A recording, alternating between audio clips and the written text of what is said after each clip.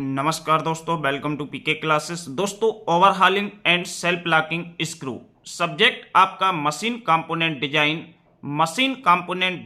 And machine design में overhauling and self locking screw क्या होता है एंड यह कैसे काम करता है। तो आइए दोस्तों देखते हैं overhauling and self locking screw. तो दोस्तों, जो भी छात्र पीके क्लासेस में फर्स्ट टाइम है, जो अभी भी पीके क्लासेस से नहीं जुड़े हैं, वह चैनल को जरूर सब्सक्राइब करें एंड साथ ही दोस्तों वीडियो को लाइक भी करें। तो ओवरहॉलिंग ऑफ स्क्रू क्या है? अब इसमें आपको ध्यान रखना है कि इसमें हमारी जो स्क्रू जैक की बात करते हैं, स्क्रू जैक या पावर स्क्रू जो होता है, ये मोस्टली हमारा वेट को लिफ्ट करने के लिए हम यूज करते हैं, जिसमें नट एंड बोल्ट होता है या नट एंड स्क्रू होता है। दो ही कंपोनेंट हैं जो कि हमारे पावर स्क्रू में हम यूज करते हैं, नट एंड स्क्रू। अब इसमें आपने देखा है ट्रक हैवी लोड है, हैवी लोड को ट्रांसमिट करना, तो इसके लिए हम पावर स्क्रू का यूज करते हैं। आप कार्स भी देखते हो, कार्स में आपका जैक आता है, स्क्रू जैक आता है, जिसमें नट एंड स्क्रू होता है, ये भी हमारा वेट के लिए लिफ्ट करता है। तो यहां पे स्क्रू के अंदर ओवरहॉलिंग एंड सेल्फ लॉकिंग से मतलब क्या है? तो स्क्रू यदि हमारा ओवरहॉलिंग है तो क्या कंडीशन होती है जिसमें हम कह सकते हैं कि ओवरहॉलिंग ऑफ स्क्रू? तो यहां पे आप ध्यान दीजिएगा, जैसे कि आपका कंडीशन है ओवरहॉलिंग ऑफ स्क्रू में, यहां पे आपकी जो कंडीशन है, ये कैसे आप इसको रिप्रेजेंट करेंगे? तो जैसे कि आपकी दो कंडीशंस होती हैं, जैसे कि एक तो हमारी होती है एफर्ट के मतलब जब हम स्क्रू को टर्न करते हैं या एफर्ट लगाते हैं, तो ये हमारा जो लोड होता है ये एफर्ट होगी, और effort required to lower the load of screw. अब किसी भी स्क्रू पे जो लोड है उसको नीचे लाने के लिए हमको एफर्ट लगाना पड़ती है।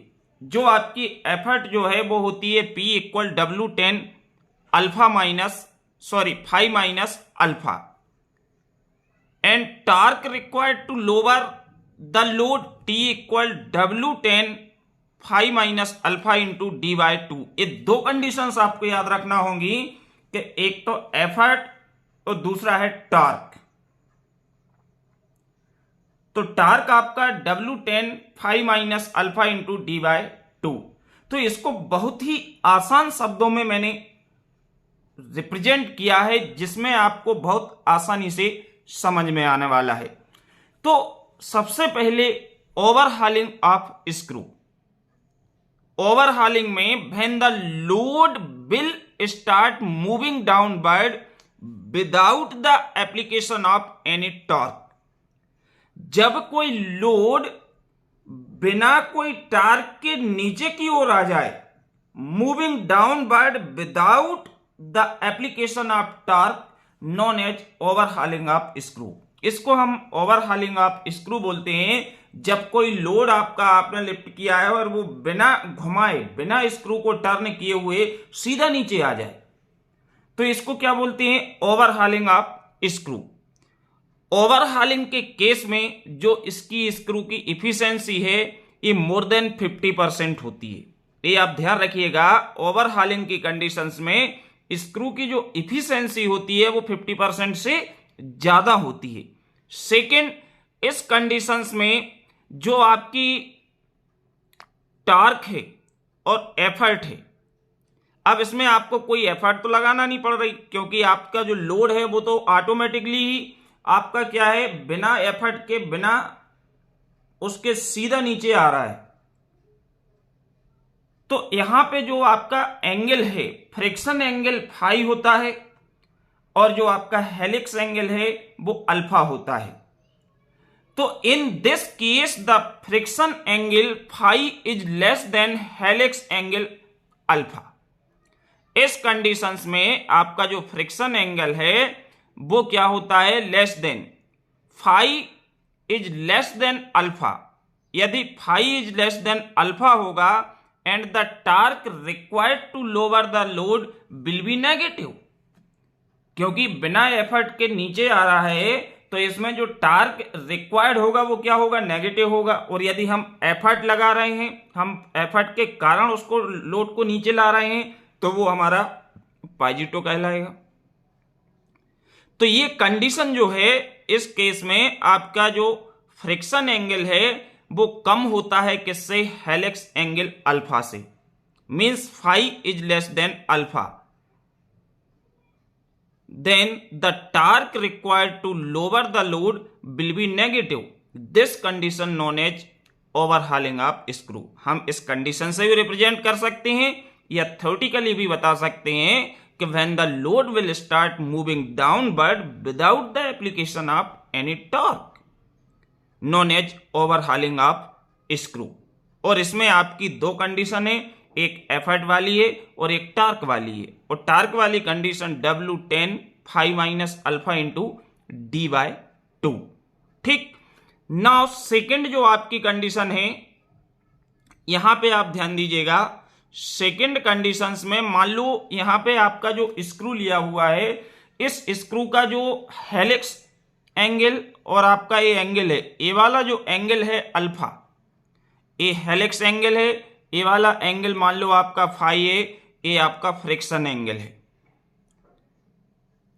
अब जो सेल्फ लॉकिंग स्क्रू होता है, एक्चुअल में ओवरहॉलिंग स्क्रू को हम यूज नहीं कर सकते ना, आराम से वेट नीचे आएगा और हम गाड़ी के नीचे दब जाएंगे फटाक से। गाड़ी मान लो ट्रक है, ट्रक का आपका टायर खराब हो गया, आपको चेंज करना है, आपने स्क्रू नट एंड स्क्रू का यूज किया या पावर स्क्रू का यूज करते हो और उसमें वेट आपने ऊपर की ओर लिफ्ट किया एफर्ट लगा के, और इसके बाद जैसे आपने छोड़ा धाम से नीचे आ जाए, तो इस तरह का स्क्रू किस काम का होगा।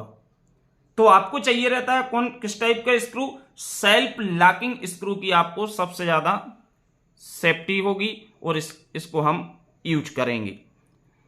तो यहां पे आपका जो डायग्राम है, स्क्रू है, स्क्रू की आपकी थ्रेड्स दिख रही हैं जिसमें हेलिक्स एंगल अल्फा है एंड फ्रिक्शन एंगल आपका फाई है।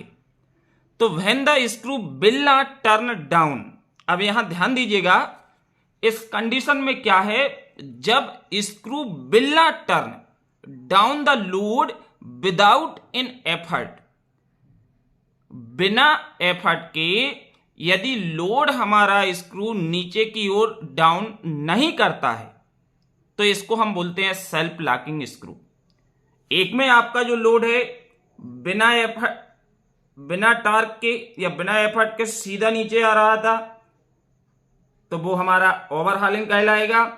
जिसमें नीचे ना आए, यदि आपने स्क्रू जैक को टर्न करके लिफ्ट किया है तो वैसे ही रहेगा जब तक आप उस पर एफर्ट लगा के टर्न नहीं करोगे, जब tक उसको घुमाओगे नहीं तब तक आपका लिफ्ट ही रहेगा।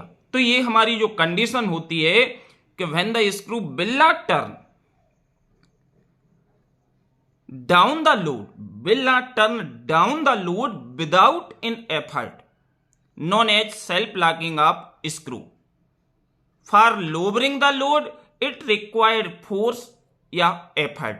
यदि हमको लोड को नीचे लाना है तो ये हमारा फोर्स या एफर्ट की आवश्यकता पड़ेगी, जो कि आप अक्सर देखते हो किसी भी स्क्रू जैक में आप अक्सर ऑब्जर्व करते हो कि उसको हम टर्न करते हैं, एक लीवर दिया होता है, लीवर को फंसा के हम उसको घुमाते हैं, मीन्स हम टार्क लगाते हैं, टार्क की नीड होती है।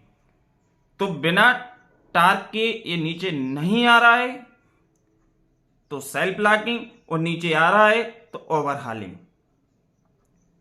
इन this case the efficiency of screw is less then 50%।